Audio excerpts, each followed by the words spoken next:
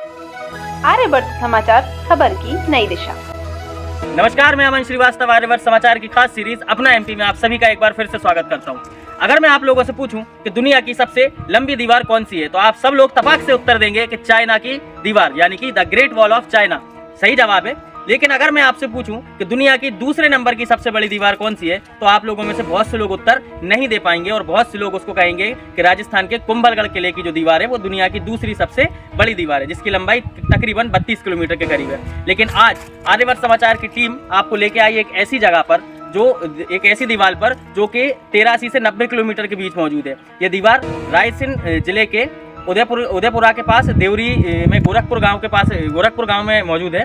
और इस दीवार के बारे में और भी जानकारी और इस क्षेत्र के आसपास की जानकारी हम लेंगे यहीं। तो यहाँ पर जो दीवार है, ये इसकी तकरीबन लंबाई 83 से 90 किलोमीटर के बीच यहाँ के लोगों ने हमें बताई। और ये दीवार गोरखपुर से शुरू होकर बाड़ी के पास चौकीगढ़ किले तक जाती है। तो अभी इस दीवार की जानकारी के लिए हम यहाँ के जो राजवंश घराने से हमारे बीच हेमराज भैया मौजूद हैं, हम इनसे जानेंगे इस दीवार के बारे में और क्या ये बताते हैं। हम क्या शुभ नाम लिखते हैं? हेमराज सिंह मेरा नाम। आप यहाँ के जो राजवंश, आप राजघराने से ही ताल्लुक रखते हैं? जी, यहाँ की मैं 24वीं पीढ़ी से। और यहाँ के बारे में हम लोग पूर्वजों से सुनते आए हैं कि यह दीवार जो है एक देसी राजा त्रिलोकचंद जो थे उनके समय में निर्मित हुई। और मतलब लोग बोलते हैं कि 11वीं शताब्दी के आसपास इसका समय काल रहा है। तो उस समय बाड़ी के राजा के जो हाथी थे वो इस क्षेत्र में रहते थे। और इस क्षेत्र का पुराना नाम जो है गौरगजगढ़ भीमकोट है। और यहाँ पे 3 भवन थे पहले, एक मचारी में, दूसरा इसके नीचे जो तलहटी है पहाड़ी के नीचे है, और इसके अलावा जो है रामगढ़ और चौकीगढ़, ये जो है 3 भवन इसके निर्मित थे। और इसीलिए मतलब राजा जो त्रिलोकचंद ने इसको 3 दिन 3 रात में इसको निर्मित कराया था। ऐसा मतलब ये इतनी बड़ी पूरी दीवार जो 83-90 किलोमीटर की बताई जाती है, जो गोरखपुर से लेकर चौकीगढ़ किले तक गई है, ये मात्र 3 दिन में बनके कंप्लीट है। 3 दिन 3 रात में इसको कंप्लीट किया कहा जाता है। ऐसा कहा जाता है। तो सोचिए अब आप उस जमाने में क्या टेक्निक यूज करते होंगे कि आज के समय में 10 किलोमीटर का रोड डालने में 1-1.5 साल लगा देते हैं। और उस जमाने में ये दीवार जो 83 से 90 किलोमीटर की लंबाई है इस दीवार की, इसको 3 दिन में कंप्लीट किया गया था, ऐसा भैया ने हमें बताया है। और जानते हैं उनसे इस दीवार के बारे में कुछ। जी, और ऐसा कहा जाता है कि उस समय यहाँ पे मतलब गौर एक जो जंगली पशु होता है वो, और गज मतलब हाथी, ये अत्यधिक समुदाय मतलब बहुत समूह में पाए जाते थे। इस कारण इसको गौर गजगढ़ भी कहा गया, पुराना इसका नाम है। उसमें एक तरफ का जो क्षेत्र है वो गौर छामर से संबंधित है और दूसरी तरफ का क्षेत्र जो है चौकीगढ़ बाड़ी से संबंधित है। और बाड़ी के किले के संबंध में जो है राजा महासिंह जो कि 839 ईस्वी में हुए, उन्होंने चौकीगढ़ किले की स्थापना की। और उन्हीं राजा महासिंह अपनी बात रखते, तो आप क्योंकि यहाँ के पुराने राजघरानों में तो आपकी बात तो सरकार मानती, तो आपने कभी ऐसा प्रयास किया इस दीवार को बचाया? इससे संबंधित जैसे मंदिर रहा था, जो मंदिर है कहाँ पर यहीं अंदर है, तो सामूहिक रूप से लोगों ने प्रयास किए हैं। और एक मंदिर राजा लक्ष्मण सिंह जी ने तालाब के पास 1808 ईस्वी में बनाया था, उसके संरक्षण के प्रयास किए, लेकिन दीवार थोड़ी बड़ी और विस्तृत थी, उस चक्कर में ये संभव नहीं हो सका, तो इसमें से मैं नहीं बता पाया। अच्छा।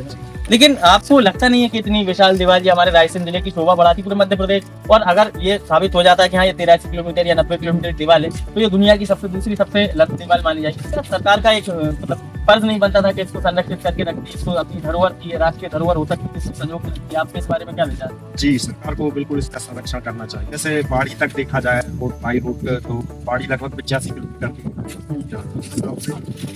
बाई आती गई। लेकिन हम भी कोई कंफर्म नहीं कर रहे कि ये मतलब दुनिया की दूसरी सबसे बड़ी दीवार, लेकिन अगर हम जांच करें, गूगल पे हम सर्च करेंगे तो दुनिया की दूसरी सबसे बड़ी दीवार कुंभलगढ़ की बताई जाती है, जिसकी लंबाई 32 किलोमीटर है। लेकिन जब हमने इस दीवार के बारे में सर्च करा तो वही गूगल ये बताता है कि इस दीवार की लंबाई 83 से 90 किलोमीटर के बीच में। तो ये दोनों बातें हमें गूगल के द्वारा जानकारी हमें प्राप्त हुई है, इसी आधार पर हम बता रहे हैं कि शायद ये दुनिया की दूसरी सबसे बड़ी दीवार भी हो सकती है। लेकिन आपको पता चला जैसा कि संरक्षण के अभाव में सरकार ने इस पर ध्यान नहीं दिया, जिस वजह से ये काफी जगह से क्षतिग्रस्त हो गई है। इसमें काफी बड़े बड़े गोल और चपटे चपटे पत्थर थे, जो कई लोग पुराने कई वर्षों से जो गांव वाले थे यहाँ पे, उनके ग्रामीण थे, जब उनके मकान वगैरह बनते थे या कोई भी कंस्ट्रक्शन उनके यहाँ पे होता था तो इसके पत्थर को निकाल लिया करते थे। जैसा कि अभी हमें हेमराज भैया ने बताया कि काफी सारे लोग यहाँ के पत्थर ले जाते थे, इनके जो पूर्वज थे उन्होंने काफी प्रयास किए, जब जाके इतनी दीवार बची हुई है वो नहीं ले जाने देते थे किसी को पत्थर वगैरह, जब जाके बची। लेकिन सरकार से भी अनुरोध करते हैं कि कृपया करके वो इस पे ध्यान दें, इतना जो हमारा ऐतिहासिक धरोहर है इनको बचा के रखें ताकि हमारे भी मध्य प्रदेश का नाम दुनिया और यहाँ पे मशहूर हो सके। तो अभी हमारे साथ हेमराज भैया अभी भी यहाँ पे मौजूद हैं, जिन्होंने हमें जो दीवार थी उसके बारे में हमें जानकारी दी। और उसी बीच में उन्होंने हमें यहाँ पे 2 मंदिर थे जो खंडित हो चुके हैं, जो तोड़ दिए गए हैं, उनके बारे में बताया। हम आपको आप हमारे पीछे स्क्रीन पर देख सकते हैं जो मंदिर यहाँ पे बने हुए हैं। आइए उन मंदिरों के बारे में भी हम हेमराज भैया से जानते हैं कि उनका क्या इतिहास है, किसने बनवाए थे और सारी जो उसकी कहानी है वो हम हेमराज भैया से जानते हैं। हेमराज भैया बताएंगे आप जो मंदिर 2 मंदिर आपने हमें बताया जिस पर अभी हम मौजूद हैं और एक जो अभी आपने हमें थोड़े पहले बताया हमें जो मंदिर, क्या कहानी है उस मंदिरों की? पहले यहाँ पर एक भैरव बाबा की प्रतिमा थी जो कि लगभग 8 फीट के लगभग लंबी थी इस मंदिर में यहाँ पर जी, और वो खंडित अवस्था में थी। तो लोग यहाँ के स्थानीय लोग उनको मतलब देसी राजा की प्रतिमा के नाम से वो बुलाते थे और इसी नाम से उनकी पूजा करते थे और उसी तभी से मतलब ये जगह जो है देसी राजा के स्थान के नाम से पूजी जाती है। और इसके ऊपर एक रानी की प्रतिमा थी जिनको मचंद्रा देवी की प्रतिमा बोलते थे। कौन थी मचंद्रा देवी, मतलब क्या? इस संदर्भ में जानकारी नहीं, ऐसा मानते हैं कि वो मतलब यहीं के राजा की कोई पुत्री थी। तो उनकी एक प्रतिमा थी जो कि शिवलिंग का अभिषेक करते हुए थी और उनके बगल में एक वानरी जो थी उसकी भी प्रतिमा थी और वानर की प्रतिमा, हाँ, और एक शिवलिंग की प्रतिमा थी और उनका वो जलाभिषेक करते हुए अवस्था में वो मूर्ति थी जो कि यहाँ से गायब हो गई है। अच्छा, तो संरक्षण के अभाव में वो यहाँ से चोरी हो गई है या कोई ले गया है। और भैरव बाबा की प्रतिमा जो है वो भी यहाँ से विलुप्त हो गई है। यहाँ पर जो स्थानीय जो जनजाति के लोग हैं, जो गौंड समाज के लोग हैं, जब यहाँ पे फसलों की कटाई करते हैं तो बाद में आखिरी में यही बोलते हैं कि जितना मचंद्री देवी ने दे दिया उतना पर्याप्त है, इस टाइप से एक मतलब। तो यहाँ पे ऐसी मान्यता है कि जो मंदिर जो खंडित मंदिर जो अब नहीं बचा है मंदिर, सिर्फ एक ऊंचाई पे एक छोटा सा एक टुकड़ा बचा हुआ है, यहाँ पे कुछ खंडित मूर्तियां हैं, कुछ अवशेष बाकी हैं। तो लोगों का ऐसा अभी भी मानना है कि जहाँ मचंद्री देवी थी, जैसा कि हमें हेमराज जी ने बताया कि यहाँ पे जिनकी प्रतिमा मौजूद थी, तो जहाँ पे अगर फसल होती या कोई भी नेक काम होता है तो सब लोगों का यही रहता है कि मचंद्री देवी ने जो दिया वो हमें पर्याप्त दिया। मतलब उनका कहना है कि आज भी जो कुछ भी उनके पास है वो सब उनकी देवी द्वारा ही दिया जाता। अच्छा हेमराज जी, आप हमें एक चीज बताइए कि ये जो मंदिर है ये आपके पूर्वजों द्वारा बनवाए गए थे? ये पुराने हमारे जो पूर्वज थे वो ये बताते थे कि हम लोग पहले देसी राजा के स्थान के पास ही रहते थे और फिर बाद में जो है जब मुगलों का आक्रमण हुआ तो उसके बाद फिर हम लोगों का स्थानांतरण गोरखपुर में हो गया। और गोरखपुर के बारे में बताते हैं कि राजा गोरखदास जो थे, गोरक्षक दास, उन्होंने संवत 1530 के आसपास गोरखपुर की स्थापना की और फिर बाद में उनके जो भवन थे उनका पूरी तरह से व्यवस्था जो है राजा लक्ष्मण सिंह जी के समय तक हो गया।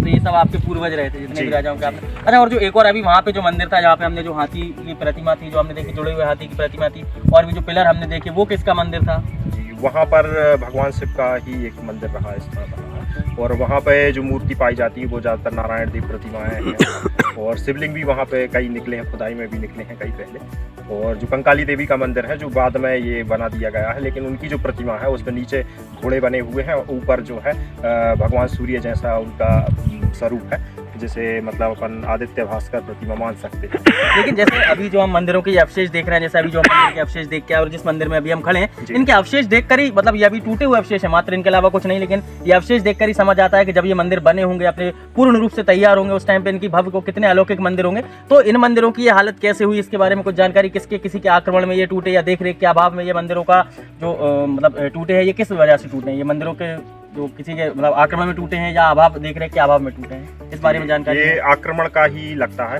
क्योंकि गढ़ा का गोंड राज्य पुस्तक में बाढ़ी का केसली का जिक्र है और बाढ़ी पर उस समय जो है राजा फतेह सिंह का शासन था। उस समय गोरखपुर के राजा दलसा थे और ये 1620 ईस्वी के आसपास थे और उसी समय जहांगीर के सेनापति खान दूरान ने बाढ़ी पर, चौकीगढ़ पर और गोरखपुर तथा केसली पर, गौरझामर पर, इतने क्षेत्र पर इसने आक्रमण किया था। और उस समय बाढ़ी के राजा फतेह सिंह से इसने 51 जोड़ी हाथी हरजाने के रूप में लिए थे। बाद में बाढ़ी के राजा हार गए थे मुगलों से और उन्होंने 51 जोड़ी हाथी जो खान दूरान का जो था सेनापति, जहांगीर का सेनापति, उसको 1620 ईस्वी में हरजाने के रूप में भेंट किए थे। और केसली शाह जो गौरझामर के राजा थे उन्होंने जो है 1620 ईस्वी में इनको 1000 स्वर्ण मुद्राएं हरजाने के रूप में दी थी और उसी युद्ध में जो है गोरखपुर के राजा उस समय दलसा थे जो कि उस समय बलिदान हो गए थे इस युद्ध में। अच्छा, तो ये मतलब ये जो मंदिर खंडित किए गए ये उन्हीं के द्वारा किए गए? ये खान दूरान के समय से ये मतलब जो हमला किया था खान दूरान ने, उस टाइम पे ये खंडित। अच्छा, तो आपने कभी आपने या आपके पूर्वज जो रहे उन्होंने कोशिश नहीं की कि इस मंदिर का पुनः निर्माण किया जा सके? जैसे और भी हमने कई सारे मंदिरों के उदाहरण देखे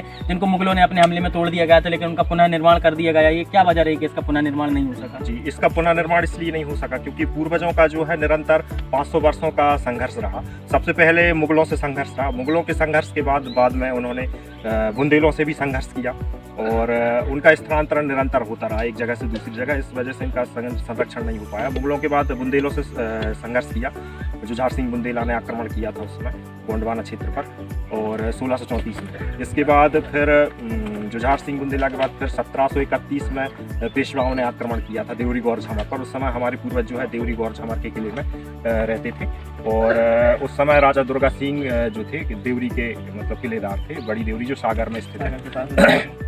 और उसी दौरान सागर के पेशवा और सिंधिया जो थे इनके बीच में युद्ध हुआ था महाराजपुर में 1731 ईस्वी में। और उस समय जो है राजा दुर्गा सिंह बलिदान हो गए थे और उनके वंशज जो है वहाँ से विस्थापित होकर वो दिल्हरी स्टेट नरसिंहपुर जिले में चले गए थे। अच्छा, अभी आप हमारे साथ यहाँ पे आए, आप हमें यहाँ पे लेके आए, अपने जो वंशज थे उनके द्वारा जो बनाए गए मंदिर थे उनको दिखाने के लिए लाए। लेकिन जब आप यहाँ पे आते हैं, जैसे अभी आप हमारे साथ आए और आप ऐसे भी आते होंगे घूमने के हिसाब से, क्योंकि आपकी रियासत का ये किस्सा अपन मान सकते हैं पहले के ज़माने में रहा होगा।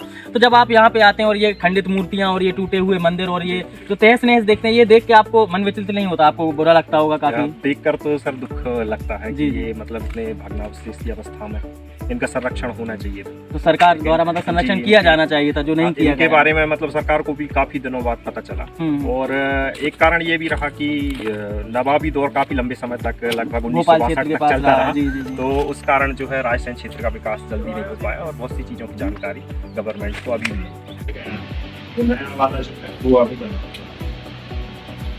ये उन्हीं के लड़के की या भाई और ये जो है ये अभी सांसद जी जो है उदय प्रताप सिंह जी उनके दादाजी हैं। ये इन्वेस्टमेंट गोद में बैठे हैं। अच्छा, उदय प्रताप जी अभी सांसद हैं, उनके दादाजी? ये उनके दादाजी से उस समय से परिचित हैं लोग। इसका मतलब इसको दिख जाएगा सबसे जी अंदर में आ जाए तो और ये फिक्सर चीचली के जो राजा थे राजवंशी संबंधित थे, शंकर प्रताप सिंह जी थे और उनके साथ एक विजय बहादुर इनके ही सांसद जी के ही पूर्वज इस समय का पेपर चिचली में है। ये सोगोपुर वालों का है, ये दिनार बोलते हैं इसको। ये दिल्ली संग्रहालय में ये अभी भी सुरक्षित है ये दिनार जी। अच्छा, और ये जो है ये इनविटेशन कार्ड था, ये तालनपुर में हमारे जो रिश्तेदार हैं उनके पास इसकी ओरिजिनल प्रति है। और ये रानी लक्ष्मीबाई की जब शादी हुई थी गंगा राव के साथ, तो पूरा वहाँ के जो राजा नंदन सिंह जी थे उनको भूषण है।